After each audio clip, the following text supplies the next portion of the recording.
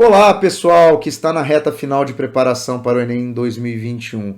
Para variar, mais uma polêmica envolvendo o Enem e dessa vez ela vem dos bastidores da elaboração da prova, né? Diversos funcionários do INEP pediram exoneração, alegando sofrer interferências para suprimir certos conteúdos da prova do Enem.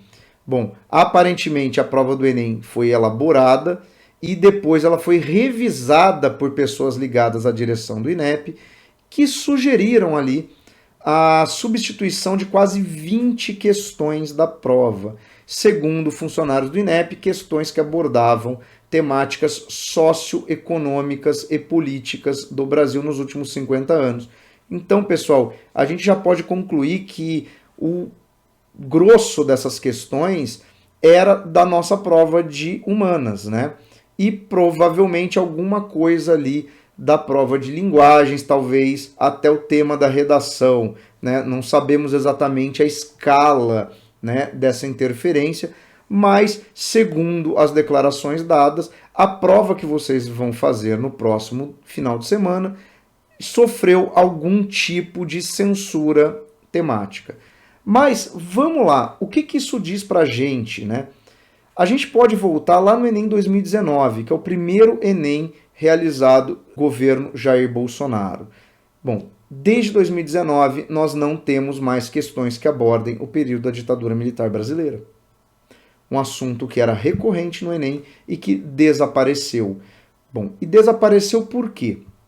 Primeiro, porque o presidente da República é um entusiasta do governo militar brasileiro e, por tabela, não gosta da abordagem dada pelos historiadores, primeiro, de chamar esse período de ditadura, né? Porque existe essa versão alternativa da história que insiste em dizer que o que houve no Brasil entre 64 e 85, né, não foi uma ditadura, porque tinha Constituição e outros absurdos, tá? Mas houve uma ditadura, tá?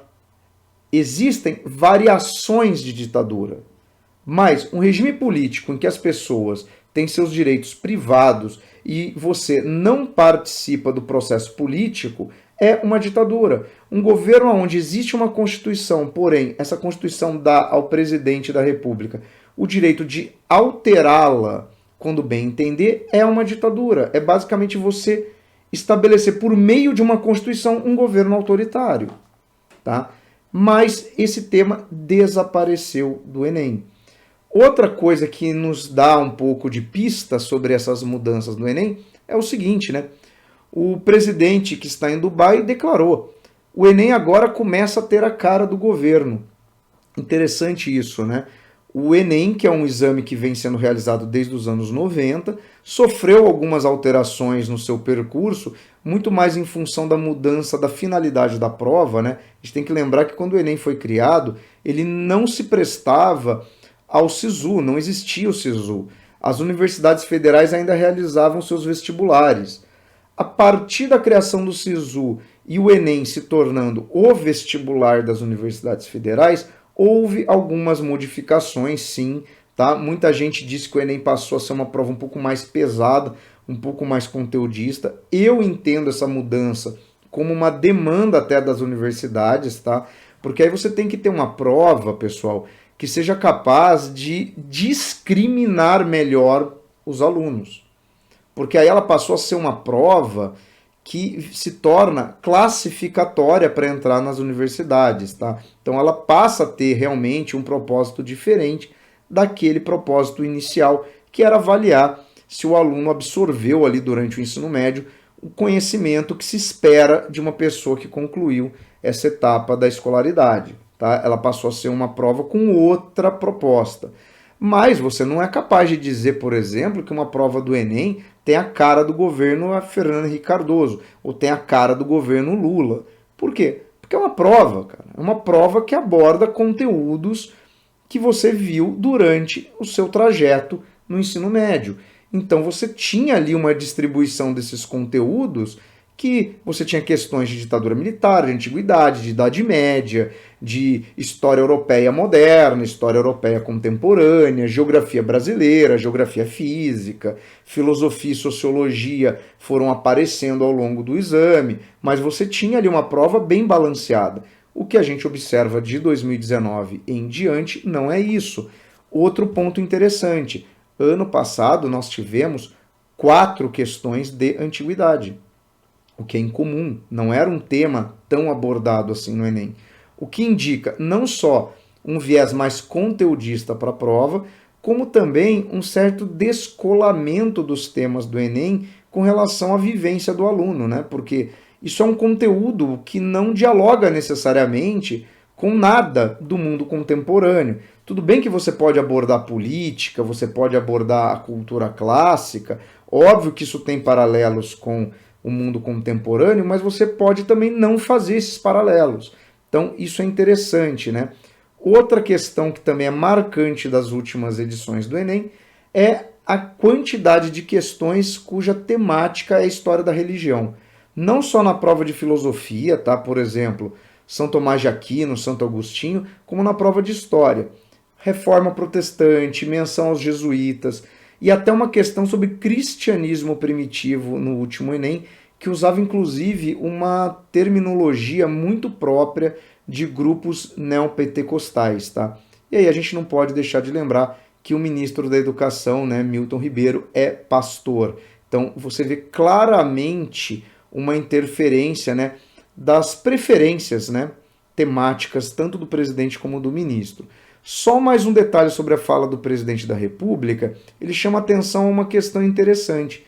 Aspas, ninguém precisa ficar preocupado com aquelas questões absurdas do passado que caíam tema de redação, que não tinham nada a ver com nada. Realmente agora será algo voltado para o aprendizado. Bom, primeiro que o tema que não tinha nada a ver com nada. Não, todo tema de redação tem a ver com alguma coisa.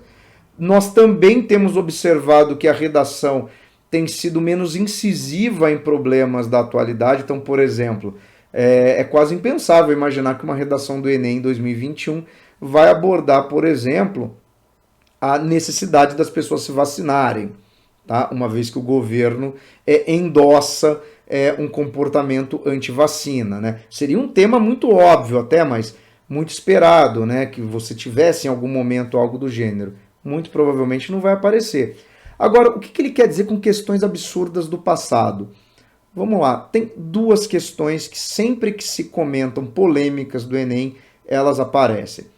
A primeira é a do Enem 2018, né, do dialeto pajubá, né, o dialeto usado por gays e travestis, que era uma questão que falava de linguagem, ou seja, apresentava um texto, explicava que existe este dialeto, você não precisa dominá-lo, e basicamente a questão era sobre o que define um dialeto, que é um uso particular de uma linguagem por determinados grupos, o uso de expressões que só aquele grupo domina, e aí você tinha ali o registro disso por meio de um dicionário, ou seja, você tem inclusive uma sistematização, né? Você tem inclusive uma certa análise desse dialeto, você percebe que ele constitui uma linguagem desse grupo.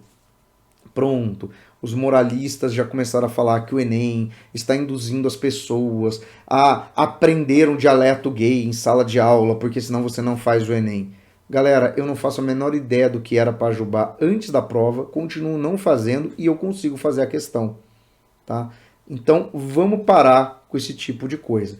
A outra questão clássica dessas polêmicas é aquela da Simone de Beauvoir, né, sobre o segundo sexo, né, sua obra mais famosa, em que ela fala que não se nasce mulher, torna-se. E aí eles isolaram essa parte, né, para dizer, olha lá, o Enem dizendo que você não é homem e não é mulher, você é o que você quer, está estimulando a transexualidade. Não, não era isso.